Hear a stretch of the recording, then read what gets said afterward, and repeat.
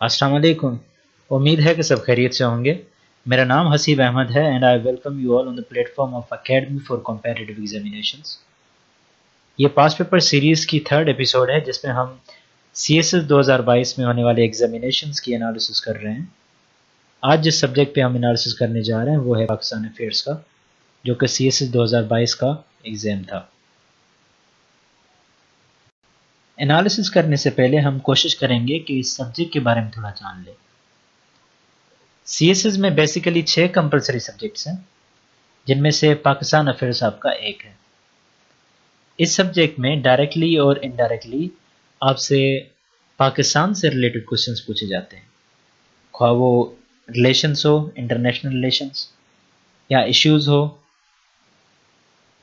या आइडियोलॉजी या नेशनलिज्म हो।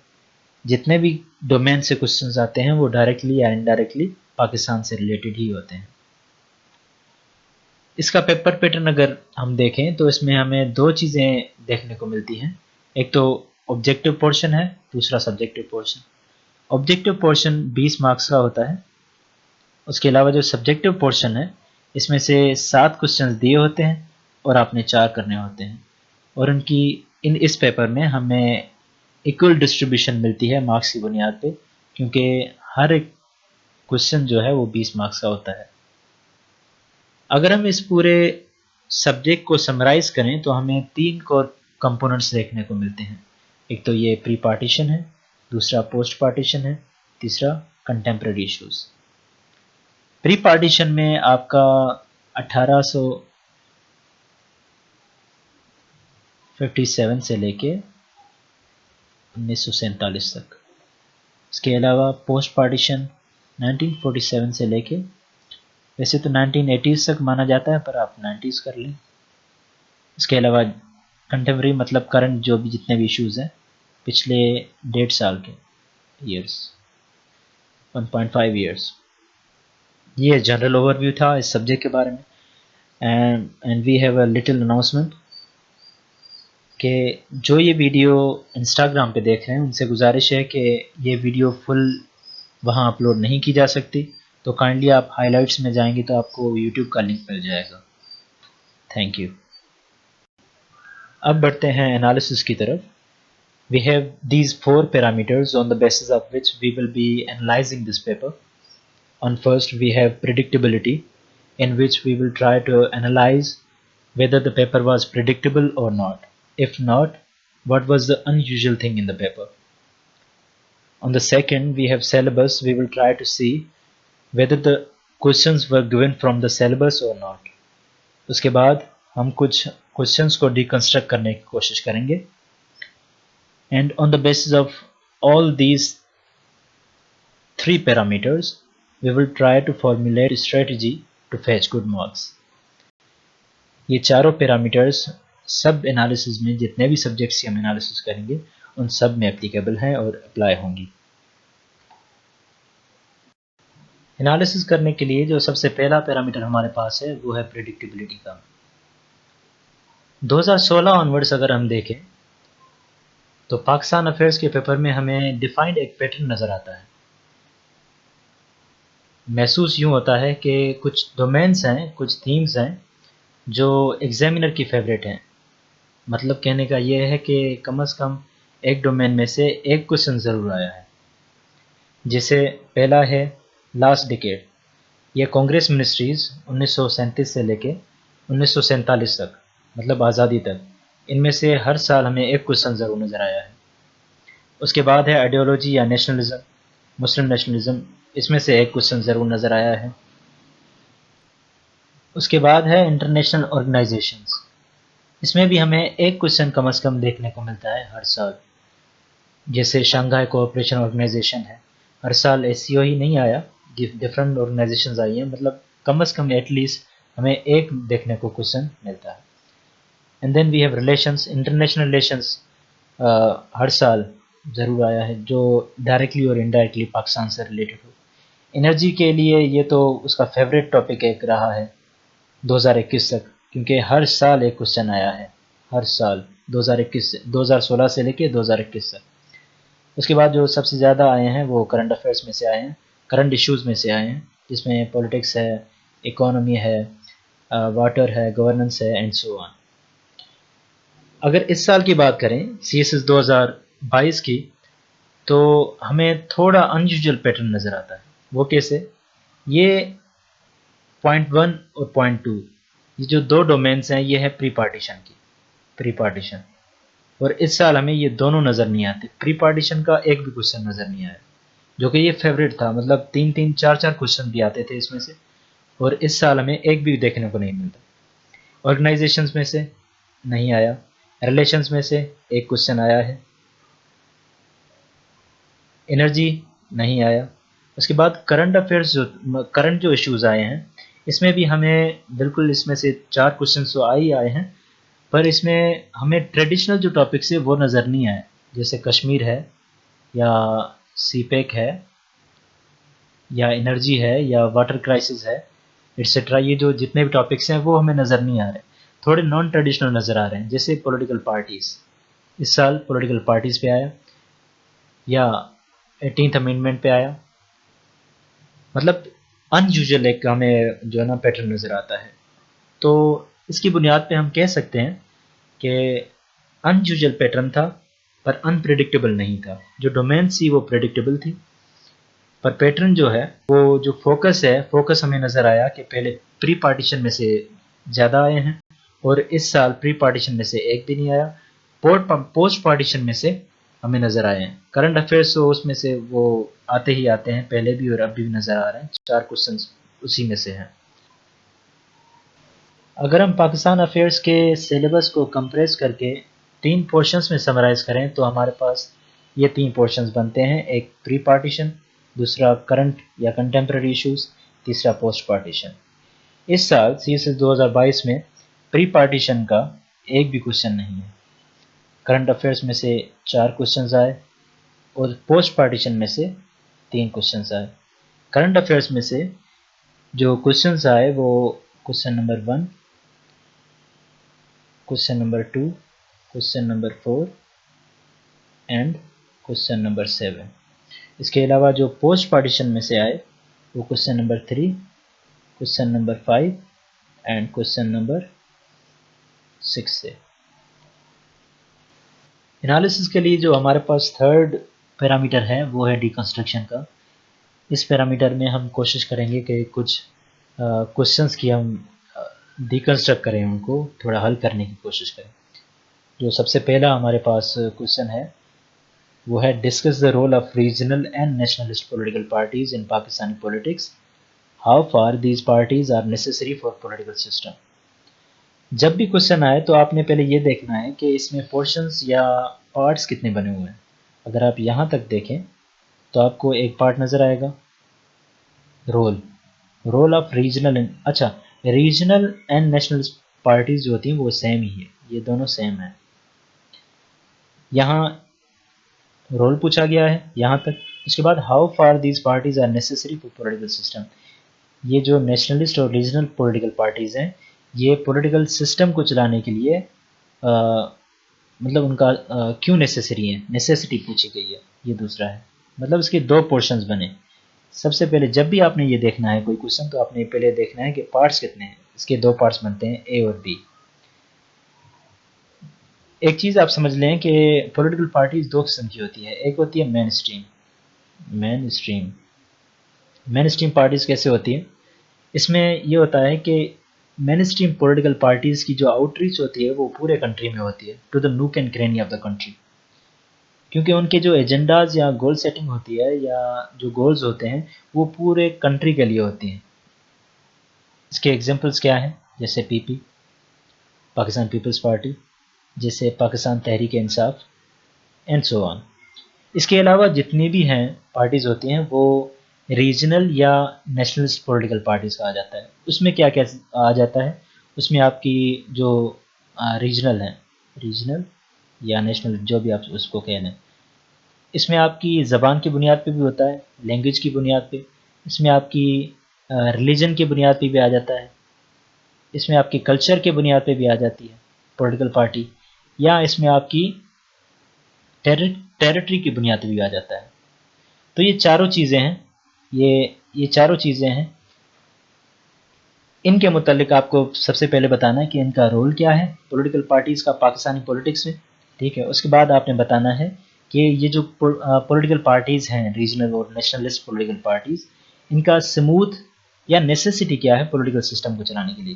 سمپل سمجھیے کہ جو ریجنل یا نیشنلسٹ پولیٹیکل پارٹیز ہوتی ہیں وہ پاکستان جیسے ملک جہاں ڈائیورسٹی بہت زیادہ ہے، کلچر کی بنیاد پہ، لینگویج کی بنیاد پہ یا مذاہب کی بنیاد پہ، تو اس میں پولیٹیکل پارٹیز جو ریجنل ہوتی ہے ان کا بڑا پازیٹیو رول ہوتا ہے، کیونکہ سب سے زیادہ جو ایشوز ہائی لائٹ کرتے ہیں وہ ریجنل پولیٹیکل پارٹیز ہی کرتی ہیں.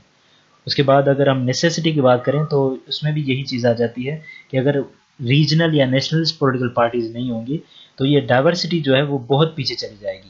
اور ڈائیورسٹی کو مینٹین کرنے کے لیے، ڈائیورسٹی کو فروغ دینے کے لیے یہ چیز بہت امپورٹنٹ ہے کہ ایسی پولیٹیکل پارٹیز ہوں جہاں ایک پرٹیکولر جو ریجن کی بنیاد پہ پولیٹیکل پارٹیز ہیں، جیسے سندھ میں سندھ ترقی پسند پارٹی ہے یا کے پی کے میں پشتون تحفظ موومنٹ ہے. تو یہ کیا کرتی ہے، ایک پرٹیکولر ریجن کے پرٹیکولر زبان کے لوگوں کی جو بھی ایشوز ہیں ان کو ہائی لائٹ کرتی ہے، یا جو ایشوز ہیں ان کو ریزولو کرنے میں مدد کرتی ہے، ٹھیک ہے. تو یہ اس سے ریلیٹڈ ہے جو پہلا کوشچن ہے سارا. اگر ہم سیکنڈ کوشچن دیکھیں، یہ کوشچن نمبر، ویسے تو اس میں 3 لکھا ہوگا کیونکہ کوشچن نمبر 1 آپ کا آبجیکٹو ہوتا ہے، اس میں 20 مارکس ایم سی کیوز ہوتے ہیں، اس وجہ سے ادھر کوشچن نمبر 2 لکھا ہوا ہوتا ہے، ادھر کوشچن 3، ایسے ہی کوشچن 4 اینڈ سو آن. تو یہ کوشچن نمبر اگر 3 ہم دیکھیں، discuss the federal structure of 1973 constitution of Pakistan after 18th amendment. Why criticism on 18th amendment started recently. سب سے پہلے آپ نے فیڈرل اسٹرکچر بتانا ہے 1973 کانسٹیٹیوشن کا 18ویں ترمیم کے بعد. 18ویں ترمیم 2010 میں آئی تھی، ٹھیک ہے. اس میں سب سے پہلے کیا ہوا تھا، پروونشل آٹونومی بڑھی تھی. کس طریقے سے، پہلے جو پاورز سے آپ کے فیڈرل کے پاس سے، فیڈرل جو سینٹر ہے اسلام آباد اس کے پاس سے، اس کے بعد 2010 میں جو 18th امینڈمنٹ ہے اس میں 36% جو آپ کا کانسٹیٹیوشن ہے وہ آپ کا امینڈ ہوا تھا. امینڈمنٹ اس کے بعد امینڈ جو اس کا جو مین رول تھا، جو مین گول تھا وہ یہ تھا کہ پروونسز کو آٹونومس کرنا ہے، پروونشل آٹونومی بڑھانی ہے، ٹھیک ہے. سب سے پہلے یہ ہوا تھا کہ پروونشل آٹونومی ہوئی. جو فیڈرل جو جتنے بھی اسٹرکچرز ہوتے ہیں ان میں ہمیشہ پروونسز جو ہوتے ہیں زیادہ اسٹرانگ ہوتے ہیں. اسی طرح ہم دیکھتے ہیں دوسری پوائنٹ کہ 2010 سے پہلے، مطلب 18ویں ترمیم سے پہلے کیا تھا، 3 لسٹ تھی رولز، اور جو رولز سے مطلب جو کنٹری کو کیسے چلانا ہے، منسٹریز کون سی کس کے پاس ہوگی، کون سا کام کس منسٹری نے کرنا ہے یا کس پروونس نے کرنا ہے یا سینٹر نے کرنا ہے، یہ ڈیسائیڈ کرنے کے لیے ہمارے پاس پہلے 3 لسٹ تھی. کیا تھی، ایک تو پروونسز کی تھی، پروونشل لسٹ تھی، پروونشل. دوسری ہمارے پاس تھی سینٹر کی یا فیڈرل لسٹ، تھرڈ ہمارے پاس تھی کنکرنٹ لسٹ. یہاں ایک ایشو تھا، جو پروونشل لسٹ تھی جو بھی کام مطلب پروونشل کر سکتا تھا وہ اس لسٹ میں تھے، اس کے پاورز اور رول سارے اس میں ڈیفائن تھے. دوسرے ڈیفائن تھے فیڈرل لسٹ، فیڈرل جو سینٹر کر سکتا تھا. اس کے بعد ہے کنکرنٹ لسٹ. یہاں ایشو آ رہا تھا. ایشو کیا تھا، ایشو یہ تھا کہ اگر کوئی چیز اس میں بھی جو منسٹریز ہیں یا ڈومینز ہیں وہ کنکرنٹ لسٹ میں اگر لگائی ہوئی تھی تو جو پریویل کرتا تھا وہ ہمیشہ فیڈرل جو سینٹر ہے وہ پریویل کرتا تھا. اگر ایشو ریزولو نہیں ہو رہا تو زیادہ پاورفل کون مانا جاتا تھا، فیڈرل. اس لیے اس لسٹ کو 18ویں ترمیم میں ختم کر دیا گیا، کنکرنٹ لسٹ اس کو ختم کر دیا گیا. تو اس کے بعد صرف 2 لسٹ بچ گئی، ایک تو پروونشل، دوسرا فیڈریٹنگ لسٹ، فیڈرل لسٹ جو ہے، ٹھیک ہے. تو یہ بھی فیڈریٹنگ اسٹرکچر میں ہی آتا ہے. اس کے بعد بتایا گیا دوسرا جو پورشن ہے ہمارا یہ والا، be, why criticism on 18th amendment start recently. Criticism کیوں اسٹارٹ ہوا، ایک ایگزامپل سے سمجھیے. پی ٹی آئی گورنمنٹ نے کہا ہم پورے کنٹری میں سنگل نیشنل کریکولم کا نفاذ کریں گے، سنگل نیشنل کریکولم. اس پر سندھ اس نے ریزورٹ کیا کہ یہ نہیں ہونا چاہیے، ہم سنگل نیشنل کریکولم کو نہیں مانتے. کیوں نہیں مانتے، کیونکہ جو ایجوکیشن کا سبجیکٹ ہے وہ پروونسز کی آٹونومی کو چیلنج کرتا ہے. سنگل نیشنل کریکولم اگر امپلیمنٹ ہوگا تو اس کا مطلب یہ ہے کہ 18ویں ترمیم کا اس کی کوئی اہمیت نہیں ہے، کیونکہ ایجوکیشن جو ہے پروونسز کی آٹونومی میں آتا ہے. اس لیے جو سندھ گورنمنٹ تھی اس نے کہا کہ یہ نہیں ہونا چاہیے. تو اس وجہ سے ڈبیٹ اسٹارٹ ہوئی کہ نیشنل ڈیولپمنٹ یا نیشنل پروگریس کے لیے جو 18ویں ترمیم ہے وہ it is impeding the progress of Pakistan. تو یہ مین وجہ تھی. باقی بھی وجوہات ہیں، آپ اگر اس کو تھوڑا سرچ آؤٹ کریں گے تو آپ کو مل جائے گی. یہ صرف ڈیکنسٹرکشن ہے کہ آپ سمجھ لیں کہ ڈیکنسٹرکشن ہوتی کیا ہے. پچھلے 3 پیرامیٹرز کی بنیاد پہ ہم نے پاکستان افیئرز کی انالیسس کی، تو ہمیں پتہ چلا کہ پاکستان افیئرز کا سبجیکٹ کیا ہوتا ہے، اس میں کوشچنز کس نوعیت کے آتے ہیں اور کس طریقے سے اس کو ٹیکل کیا جا سکتا ہے.